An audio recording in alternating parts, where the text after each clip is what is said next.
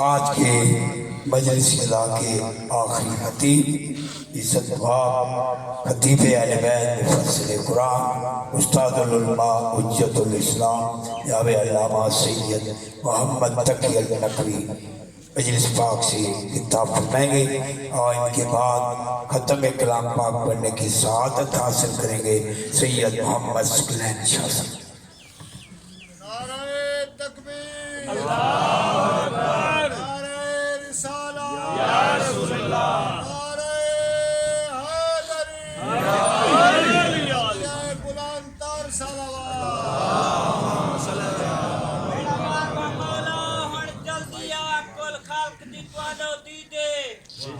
بل دین دنال پکر دینی دور دے خاص یزیدے اسلام دے ٹھیکے دار سریدے نہن دشمنال نبی دے سید امتائیں دا نکاح دے ودے فتوے دیندے نئی دور دے خاص پلی دے کٹ آنو نا جا گردنا تو تھی بے آل دی جاگتے ہی دے ایک ڈیندی سید زادی بھی جاگتے کلم چیاندی نائے اے مینی آدھا قرآن آدھا ہے پڑھو سورت پاک نسائے بواز بلند سلوات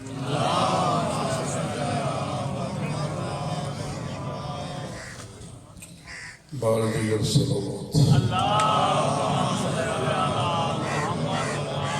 بر حبیب خدا پاک محمد مصطفیٰ بلند تر صلوات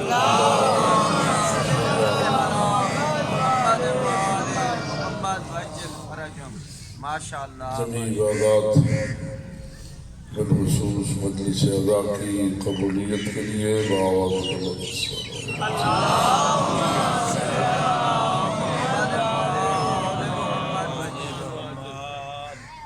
شہداء اسلام، شہداء کربلا اور شہداء مکتب کربلا جن کی جانیں مقصد کربلا پر قربان ہوئیں، سب کو سلام عرض کرنے کے لیے بآواز بلند صلوات۔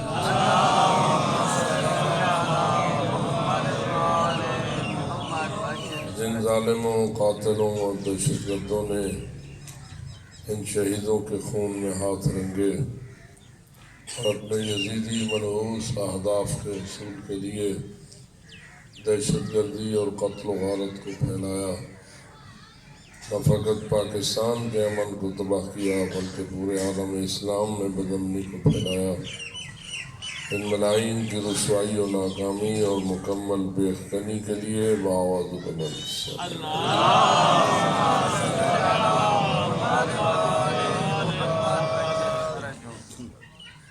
جمیع اہل ایمان جو نور ایمان لے کے اس دنیا سے رحلت کر گئے، بالخصوص آپ کے بزرگان اور ہمارے سب کے بزرگان، بانیان مجلس کے مرحومین جن کی خدمت میں ایصال ثواب کی نیت ہے، سب تک ہدیہ کرنے کے لیے ایک سورہ فاتحہ اور 3 مرتبہ سورہ فاتحہ۔ بسم اللہ الرحمن الرحیم، الحمدللہ رب العالمین، الرحمن الرحیم، مالک یوم الدین، ایاک نعبد و ایاک نستعین، اہدنا الصراط المستقیم، صراط الذین انعمت علیہم غیر المغضوب علیہم ولا الضالین۔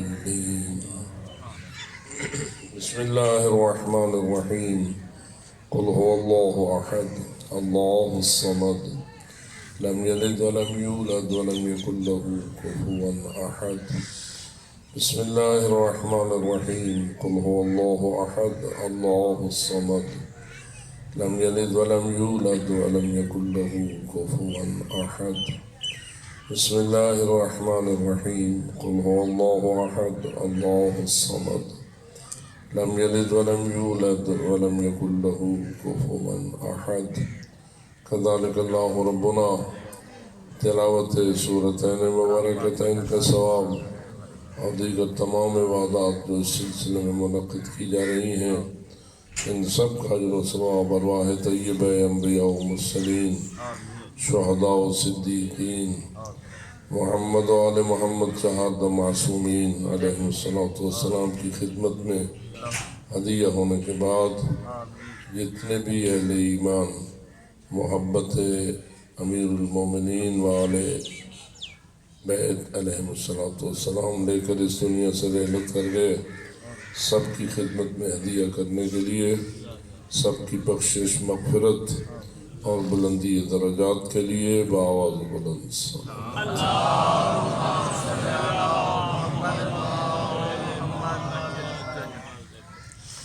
ہم سب اس عقیدے اور ایمان پر ہیں کہ مجلس ذکر محمد و آل محمد علیہ السلام جہاں ہمارے لیے ہدایت کا وسیلہ ہے، ہماری نجات کا وسیلہ ہے، ہمارے بزرگان کی مغفرت کا ذریعہ ہے اور ہمارے گناہوں کی بخشش کا وسیلہ، وہاں یہی ذکر پاک حاجت مندوں کی حاجت روائی اور صاحبان مشکل کی مشکل کشائی کا، یہی وجہ ہے کہ شرکت کرنے والے مومنین اور مومنات خود اپنی حاجات بھی اپنے دل میں لے کر آتے ہیں، اور نہ آ سکنے والے اہل ایمان بھی انہیں التماس سے دعا کہہ کر اپنی دعائیں یاد دلاتے ہیں۔ تو آؤ مل کر دعا کریں سب کی حاجات کی برابری کے لیے، سب مریضوں کی شفا یابی کے لیے، سب آغوشوں کی آبادی کے لیے، جو نرینہ اولاد کی تمنا لیے بیٹھے ہیں ان کی اس تمنا کے جلد از جلد پورا ہونے کے لیے، جو تنگی رزق کا شکار ہیں ان کی وسعت رزق کے لیے، جو مقروض ہیں ان کے قرضوں کی ادائیگی کے لیے، غرض کے ہر حاجت مند کی حاجت روائی اور ہر صاحب مشکل کی مشکل کشائی کے لیے مل کر بآواز بلند صلوات۔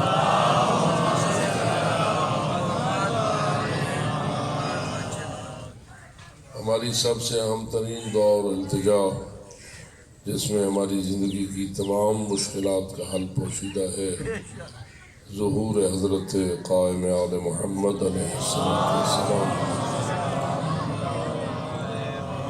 مولا کے ظہور کی تعجیل کے لیے بآواز بلند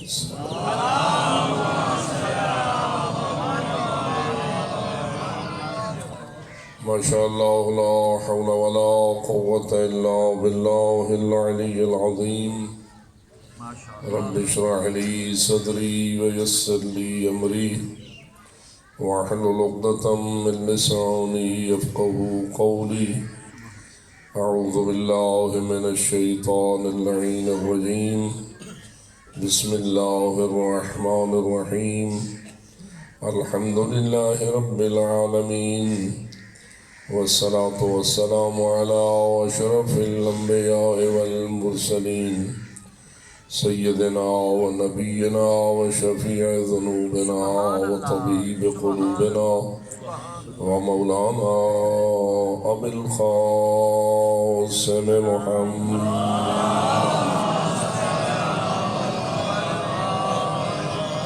والصلاة والسلام على أهل بيته الطيبين الطاهرين المعصومين الغر الميامين المنتجبين المكرمين الذين قال الله تعالى في شانهم إنما يريد الله ليذهب عنكم الرجس أهل البيت ويطهركم تطهيرا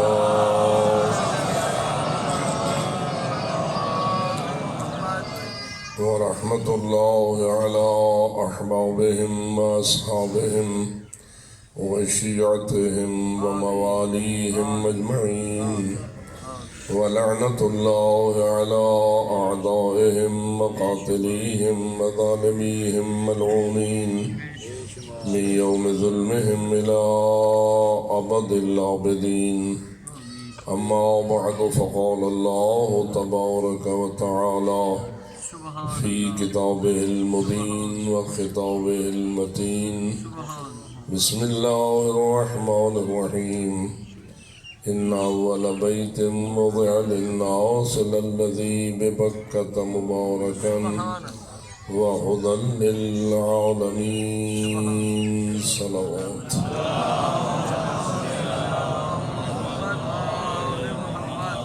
نعرہ تکبیر، نعرہ رسالت، نعرہ حیدری، نعرہ صلوات۔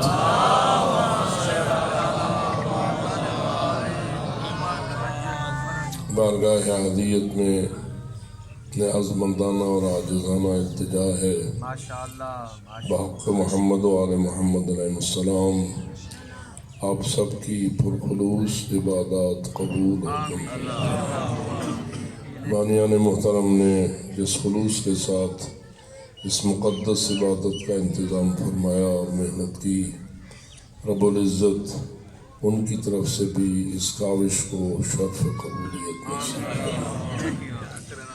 جن بزرگان کی خدمت میں ایصال ثواب کی نیت سے یہ سارا انتظام کیا گیا، خداوند منان ان کی قبول کو نور ولایت سے منور فرمائے، برزخ اور آخرت کی ہر منزل میں انہیں چہاردہ معصومین علیہ الصلوۃ والسلام کی شفاعت نصیب فرمائے، ان کی زندگی کی تمام نیکیاں قبول اور منظور فرمائے، انسانی حوالے سے جو خطائیں ان سے صادر ہوئی ہوں بحق سید کائنات فاطمۃ الزہراء سلام اللہ علیہا، ان کی ہر خطا سے درگزر فرمائے اور ان کے ہر گناہ کو معاف فرمائے، انہیں جنت کے بلند درجات نصیب فرمائے، عذاب جہنم سے مکمل طور پر محفوظ فرمائے۔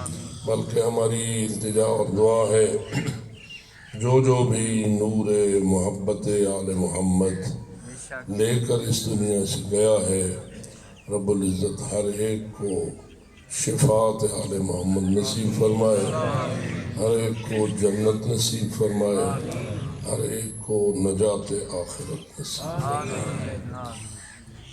اور ہم جو ابھی زندگی کی منزلوں سے گزر رہے ہیں اور قرآن کا اعلان ہے کل نفس ذائقۃ الموت، بالآخر ہر زندہ نے موت کا ذائقہ چکھنا ہے، یہ تو یقین ہے کہ مرنا ہے، اس میں کوئی شک و شبہ کی گنجائش نہیں ہے، لیکن عجیب ہے کہ جس نے یہ بتا دیا ہے کہ تم نے موت کا ذائقہ چکھنا ہے، اس نے یہ نہیں بتایا کہ وہ کون سا لمحہ ہے جب تمہاری موت کا وقت آئے۔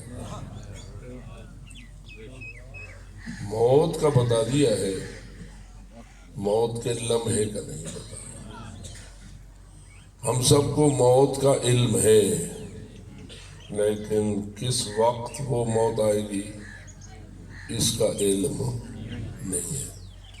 ایک پہلو سے علم ہے، دوسرے پہلو سے لا علمی ہے۔ تو میں اب سب داناؤں سے پوچھتا ہوں، علم بہتر ہوتا ہے یا لا علمی؟ سارے عقل مند بیٹھے ہو، دانا بیٹھے ہو، سمجھدار بیٹھے ہو، علم افضل ہوتا ہے یا لا علمی؟ علم افضل ہوتا ہے یا جہالت؟ علم نور ہے، لا علمی اندھیرا ہے، علم روشنی ہے، جہالت تاریکی ہے۔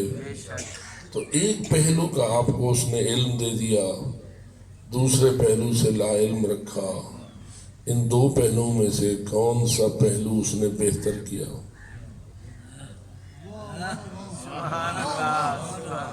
قابل غور ہے، اس لیے کہ اللہ نے انسان کو جس وجہ سے اشرف المخلوقات بنایا ہے وہ اس کا پیٹ نہیں، جی وہ اپنے پیٹ کی وجہ سے ساری کائنات سے اشرف و افضل نہیں ہے۔ کون سی وہ نعمت ہے جو اللہ نے انسان کو دی ہے اور دوسروں کو نہیں دی، جس کی وجہ سے انسان ہو گیا ہے افضل اور باقی ساری مخلوق اس فضیلت تک پہنچنے میں کامیاب نہیں ہو سکی؟ تو اگر ہم غور کریں تو جواب یہ ہے کہ ایک چیز ہے جو ہمیں دی ہے اور دوسروں کو نہیں دی ہے، اس کو کہتے ہیں عقل و فکر۔ میں ٹھیک ہے بیٹھا سارے ہی ماشاءاللہ دانا بیٹھے ہو، تو ذرا میرے ساتھ اس معاملے میں تعاون کرو. کیا یہ بات صحیح ہے کہ عقل و فکر ایک ایسی نعمت ہے جو اللہ نے انسان کو دی ہے اور دیگر کسی زندہ کو اتنی نہیں دی جتنی انسان کو؟ اگر مادی دنیا میں جاؤ تو دیکھو یہ عقل و فکر ہی ہے نا کہ جس نے انسان کو اس لائق بنا دیا ہے کہ کتنا بڑا جانور ہے اونٹ، قد کے اعتبار سے، وزن کے اعتبار سے، طاقت کے اعتبار سے انسان سے زیادہ ہے. لیکن یہ کیا چیز ہے کہ انسان کا ایک 5 سال کا بچہ ایک مہار کو پکڑ کے چلتا ہے اور ہزاروں اونٹ اس کے پیچھے غلام بن کے چلنے پر مجبور ہو جاتے ہیں. طاقت تو ان کی زیادہ ہے، وزن تو ان کا زیادہ ہے، قد تو ان کا زیادہ ہے. یہ 5 سال کا بچہ کیا چیز ہے اونٹ کے مقابلے میں؟ لیکن کوئی شے ایسی ہے کہ جس نے اس 5 سال کے بچے کے پیچھے 1000 اونٹوں کی قطار کو چلنے پہ مجبور کر دیا. وہ کیا چیز ہے؟ انسان کے پاس ایک عقل ہے، اس عقل کے ساتھ اس نے اونٹ کی ایک ناک کی جگہ کو پکڑ لیا ہے، اس میں ڈالی ہے نکیل، اس میں ڈالی ہے ایک مہار، پکڑا دی ہے اپنے 5 سال کے بچے کے ہاتھ میں. اب جدھر بچہ جائے.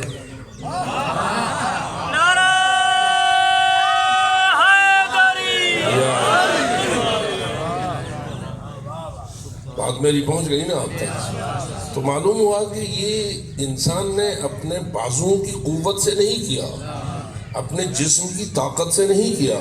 یہ سارا کچھ کمال اسے عقل و فکر کے نتیجے میں نصیب ہوا. اللہ نے یہ عقل و فکر جیسا نور جو ہم انسانوں کو عطا فرمایا ہے تو با مقصد عطا فرمایا ہے یا بے مقصد عطا؟ اللہ حکیم ہے اور وہ کوئی کام اپنی حکمت سے ہٹ کر. میں اگر فرض کیجئے آپ سے سادگی میں ایک سوال کروں، اللہ کچھ کر سکتا ہے، بہت کچھ کر سکتا ہے یا سب کچھ کر سکتا ہے؟ جی سب کا یہی ایمان ہے. اگر میں اس کو یوں کہوں، ہم جو غیر معصوم ہیں ہم کچھ کر سکتے ہیں، جو ہمارے معصوم پیشوا ہیں وہ بہت کچھ کر سکتے ہیں، اور جو ان معصوموں کا اللہ ہے وہ ان اللہ علی کل شیء قدیر، وہ سب کچھ کر سکتا ہے، جو چاہے کر سکتا ہے، سب کچھ کر سکتا ہے، اس کی قدرت سے کوئی شے باہر. لیکن میں آپ داناؤں سے سوال کر رہا ہوں، وہ جو سب کچھ کر سکتا ہے کیا وہ سب کچھ کر دیتا ہے؟ ایک سوال پڑھو.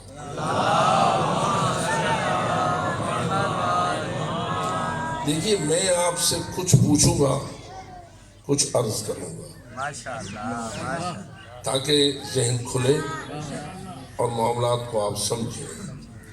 تو میں یہ سوال کر رہا ہوں کہ وہ سب کچھ کر تو سکتا ہے لیکن کیا سب کچھ کر دیتا ہے؟ کتنے جوڑے ہیں جو لاولد فوت ہو گئے؟ جوڑے ہیں، ساری زندگی انہوں نے اولاد مانگی، منتیں کی، منتیں مانی، بیت اللہ کا غلاف پکڑ کے مانگا، روضہ رسول کا وسیلہ لے کے مانگا، کربلا معلیٰ کا وسیلہ لیا، جو اللہ کے نزدیک قیمتی وسیلے تھے، جس کے بارے میں اللہ نے فرمایا تھا کہ یا ایھا الذین آمنوا اتقوا اللہ وابتغوا الیہ الوسیلہ، تقی بن جاؤ اور میری برگاہ تک پہنچنے کے لیے وسیلہ ڈھونڈو. اور 14 معصومین نے کہا نحن الوسیلہ، وہ وسیلہ تو ہم ہیں.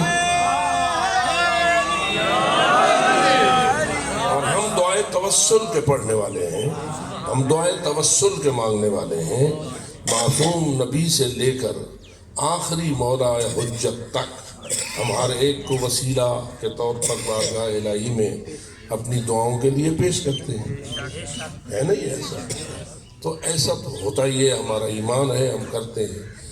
لیکن کیا ایسا بھی ہوا ہے کہ کئی بندے، کئی جوڑے دعائے توسل پڑھتے رہے، توسل کرتے رہے، زیارت گئے، حج گئے، ہزارہا منتیں کیں، لیکن بالآخر لا ولد فوت ہو گئے؟ کیا ایسا ہوتا ہے یا نہیں ہوتا ہے؟ 100 میں سے کوئی ایک صحیح، 1000 میں سے کوئی ایک صحیح، ایسا ہوتا ہے یا نہیں؟ کیا اللہ انہیں اولاد دے نہ سکتا تھا؟ اگر ہم جو صاحبان اولاد بیٹھے ہیں ہمیں دے سکتا ہے تو انہیں بھی دے سکتا ہے۔ اگر نہ دے سکتا ہوتا تو وہ مانگتے ہی نہ، اگر نہ دے سکتا ہوتا تو وہ مانگتے ہی نہ۔ مثلا آپ ناراض نہ ہو تو میں ایک مثال دوں، کیا ہم اللہ سے مانگتے ہیں کہ ہمیں اسی زمین پر ہمیشہ کی زندگی دے دے؟ یا یوں اللہ سے یہاں موت نہ دے، باقی ہر شے دے، تے موت نہ دے؟ یہ کبھی آپ نے اللہ سے دعا مانگی؟ جی اللہ اس پہ بھی قادر ہے یا نہیں؟ قادر ہے جی قادر ہے وہ تو سب کچھ پہ قادر ہے نا، لیکن تو سے کیوں نہیں مانگ دے؟ تو سمجھتے ہو اس نے جو کل نفس ذائقۃ الموت کا فیصلہ کیا ہے وہ حاکم حکیم ہے، اور اس کے فیصلے میں حکمت ہے، وہ اپنی حکمت کو نہیں چھوڑ سکتا۔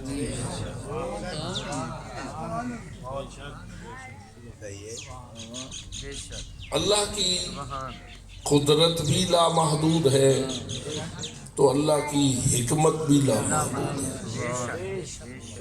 نہج البلاغہ میں امیر المومنین کا ارشاد مقدس ہے، لیس لصفته حد محدود ولا نعت موجود ولا وقت معدود ولا اجل ممدود۔ میرے اللہ کی کسی صفت کی کسی بھی لحاظ سے کوئی حد نہیں ہے، اس کی قدرت لامحدود، اس کا علم لامحدود، اس کی حکمت لامحدود، وہ ہر صفت میں لا محدود ہے تو وہ لامحدود، لیکن کیا وجہ ہے کہ قدرت رکھتے ہوئے استعمال نہیں کر رہا۔ اولاد دے سکتا ہے لیکن دے نہیں رہا، تو جواب یہ ہے کہ اس کی حکمت نہیں دلا رہی۔ تھوڑا سا غور کر، ایک بندہ شیطان کی چنگل میں چلا گیا اور اس نے نعرہ لگا دیا، انا ربکم الاعلی، میں تمہارا سب سے اونچا رب ہوں۔ جان دو پتہ ہے وہ کون تھا؟ وہ سر اپنے ناچ چہلے بیٹھے، کون تھا؟ فرعون تھا تو ایک بادشاہ، اس کی کچھ رعایا تھی، اس کو جاگیر تھی، جائیداد تھی، پیسہ تھا، لشکر تھا، یہ اقتدار تو تھا ہی، لیکن اس کو جو غرور چڑھا اور دماغ پہ تکبر سوار ہوا تے بندہ نہ رہا، بندگی سے نکل گیا، بندہ نہ رہا، تو اب اس نے کیا نعرہ لگا دیا؟ انا ربکم الاعلی۔ اب ذرا دیکھ، اس نے جو رب کا نعرہ لگایا نا، اللہ نے اس کے ساتھ کیا کیا۔ اس کو کسی نجومی نے بتایا ان بنی اسرائیل میں ایک بچہ پیدا ہوگا جو تیری حکومت و تخت و تاج کو ختم کر دے گا۔ اس کو لگ گیا ڈر، یہ رب ہی نہیں ہونا، ذرا تھوڑا جا رابطہ تعارف ہی کرے نا۔ ایک نجومی نے کہا اور ہو گیا ڈر، اتنا ڈرا کہ بنی اسرائیل کا ہر بچہ قتل کر دیا، بلکہ آئندہ کے لیے بھی ماؤں کے پیٹ پھاڑ کر ذبح کرا دیتا تھا۔ ایک حدیث میں نے پڑھا کہ حضرت امام صادق آل محمد علیہ الصلوۃ والسلام نے فرمایا کہ اس ملعون نے 20,000 بچے قتل کروائے۔ یہ سب کچھ کیا تھا؟ کیوں مروا رہا تھا؟ ڈر کس چیز کا؟ تاکہ وہ بچہ جوان نہ ہو اور میرے تخت و تاج کو تباہ نہ کرے۔ اب ذرا ایک پہلو کو میں آپ کے سامنے تھوڑا سا تبصرہ کرتا ہوں۔ یہ فرعون عقل مند تھا؟ پاگل ذرا میرے نام تو رو، یہ عقل ہے یہ عقل مند ہے؟ بھائی ایک نجومی نے کہا ہے، آپ ذرا اس پہ تبصرہ کیجئے۔ دیکھیے یہ تبصرہ ہمارا اور تحلیل ہمیں مومن بناتی ہے، ہمارے ایمان کو محفوظ کرتی ہے۔ جنہیں بیچارے چھودیاں دا عقل کام نہیں کر سکتا نا، وہ بل ٹردے ہی انہیں پیران دے پچھوں۔ میں کیا کروں، بات آ جاتی ہے اور کہہ دیتا ہوں۔ یہ بتائیے کہ اللہ آپ کو خواب میں نظر آ سکتا ہے؟ بیٹے ہو، کیونکہ میں فقط آپ کی سوچ کو سیکل کرنے والی باتیں کروں گا۔ مجھے مقصود یہ نہیں ہے کہ تم میرے لیے نعرے لگاؤ، نعرے لگاؤ کہ نعرہ لگانا عبادت ہے، لیکن میری بات کو سمجھو پھر نعرہ لگاؤ۔ اب میں آپ سے پوچھ رہا ہوں، ایک تو یہ آنکھ ہے، ایک اس آنکھ سے اللہ دکھائی دے سکتا ہے؟ جی نہیں۔ ایک اور آنکھ ہے، وہ اس وقت کھلتی ہے جب یہ آنکھ گہری نیند میں چلی جاتی ہے، اس کو کہتے ہیں خواب کی آنکھ ہے۔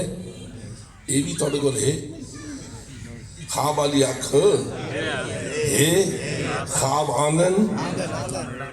قرآن نے خواب بیان کیے۔ حضرت یوسف نے کیا کیا تھا؟ خواب ہی تو دیکھا تھا نا کہ رہے تو 11 کوكبا والشمس والقمر رأيتهم لي ساجدين، میں نے دیکھا ہے کہ 11 ستارے ہیں، ایک سورج ہے، ایک چاند ہے، اور وہ سب میرا سجدہ کر۔ یعقوب علیہ السلام ان کے والد سے کہا گیا، عرض کیا حضرت یوسف نے وہ خواب، تو بابا نے کہا چپ رہو، دسے نا یہ جڑے یار ہیں نا یہ تیرے بھرا ہے، تو انہاں وقت کو جینا نہیں چھوڑنا ہے نا ایسا۔ تو خواب آیا تھا نا یوسف کو، اور وہ پوری سورہ یوسف اس خواب سے شروع ہوتی ہے اور اس خواب کی تعبیر تک جاتی ہے۔ ٹھیک ہے، خواب تھا۔ ایک خواب حضرت ابراہیم نے دیکھا تھا، یا بنی انی رأیت فی المنام انی اذبحک فانظر ماذا تری۔ اپنے بیٹے لخت جگر اسماعیل کو کہہ رہے ہیں، میرے بیٹے پیارے، میں نے خواب میں دیکھا ہے تجھے ذبح کر رہا ہوں، تیری رائے کیا ہے؟ تو میں اس پہ مزید تبصرہ نہیں کرنا چاہتا، فقط توجہ دلا رہا ہوں۔ خواب کی آنکھ ہے آپ کے پاس ہے؟ یہ خواب کی آنکھ وسیع تر دیکھتی ہے یا یہ آنکھ وسیع دیکھتی ہے؟ کیا جو کچھ خواب میں آپ دیکھتے ہیں کوئی ایسی چیزیں بھی دیکھ لیتے ہیں جنہیں یہ آنکھ نہیں دیکھ سکتی؟ جی کہ نہیں اٹھا متا تسا خواب مکہ ڈٹھا ہوئے، حج ابھی تک تم نے نہیں کیا، عمرہ تم نے نہیں کیا، تو کیا ہو سکتا ہے کہ آپ خواب میں بیت اللہ کو دیکھ لیں؟ جی ہو سکتا ہے۔ اچھا کیا ایسا ہو سکتا ہے کہ آپ خواب میں کربلا ہو آئے؟ ہو سکتا ہے۔ کیا ایسا ہو سکتا ہے کہ خواب میں پاک رسول کی زیارت کر لیں؟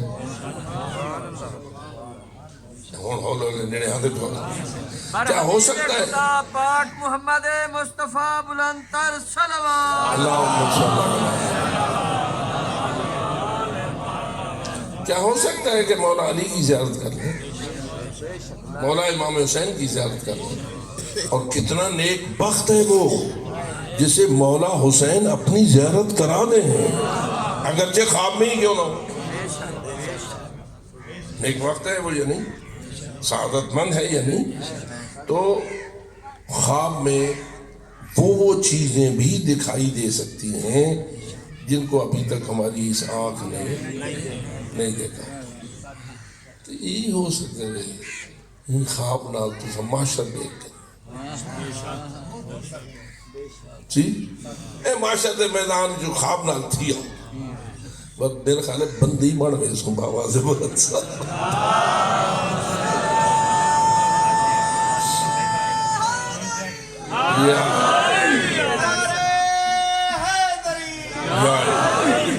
اب ایک بڑا پیر, بہت اونچا پیر, جنہیں نہ دوتے یاری والا کھیر تقسیم تھی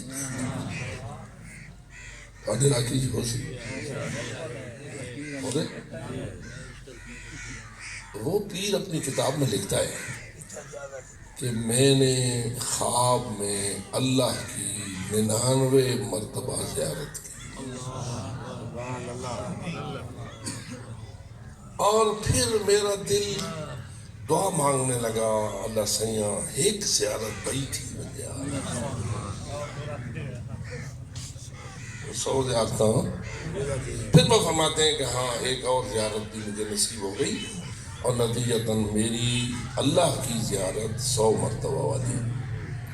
اب میں آپ سے پوچھتا ہوں, آپ بھی تو مخلوق خدا ہیں, آپ کو بھی کبھی اللہ کی زیارت ہوئی خواب میں؟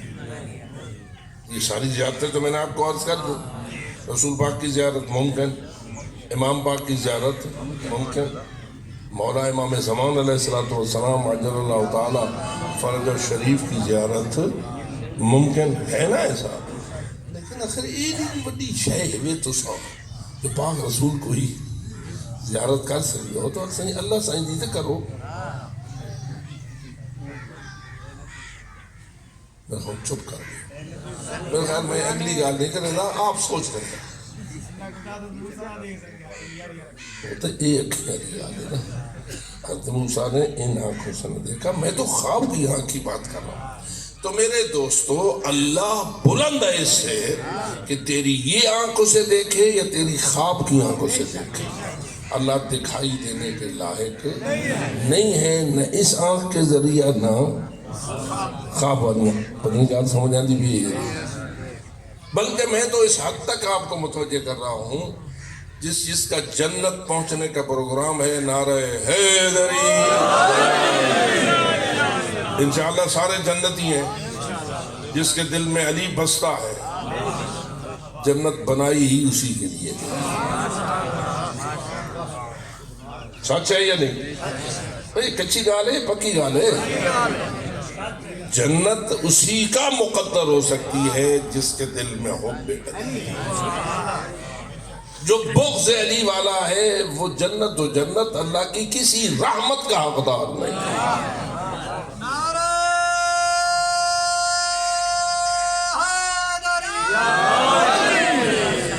رسول اکرم کی حدیث ہے اور تمام کتابوں میں ہے, الا ومن مات علی بغض آل محمد مات کافرا کتب بین عینیہ یوم القیامت آئس من رحمت اللہ. جس کے دل میں بغض اہل بیت ہو, بغض آل محمد ہو اور اسی حالت پہ مرے. یعنی جب اسرائیل روح قبض کرنے کے لیے آئے تو دیکھے کہ اس کے اندر کیا بھرا ہوا ہے, بغض آل محمد بھرا ہوا ہے. تو رسول اکرم فرماتے ہیں ایسا بندہ مسلمان فوت نہیں ہوتا, کافر. اور اس کے ماتھے پر لکھ دیا جاتا ہے آئس من رحمت اللہ. یہ بندہ کبھی بھی اللہ کی رحمت کا حقدار نہیں. پس نتیجہ کا نکلا کہ جنت کا حقدار کون؟ اس کے دل میں حب اہل بیت ہو. اللہ آپ کو حب اہل بیت مبارک کرے, اسی پہ جینا نصیب فرمائے, اسی پہ مرنا نصیب فرمائے. اس دعا کی قبولیت کے لیے بآواز بلند صلوات.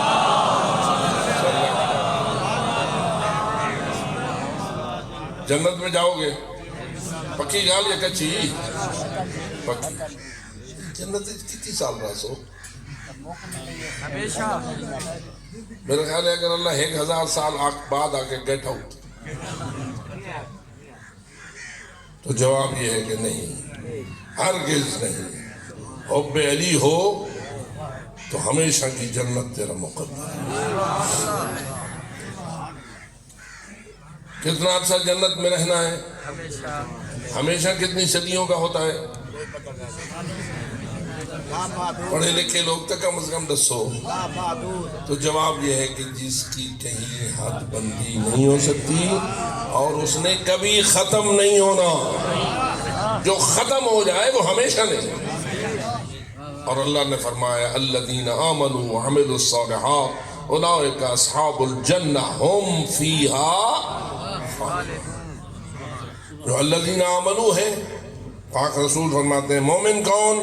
فرماتے ہیں یا علی حب کا ایمان، اے علی تیری محبت ہی تو ایمان ہے۔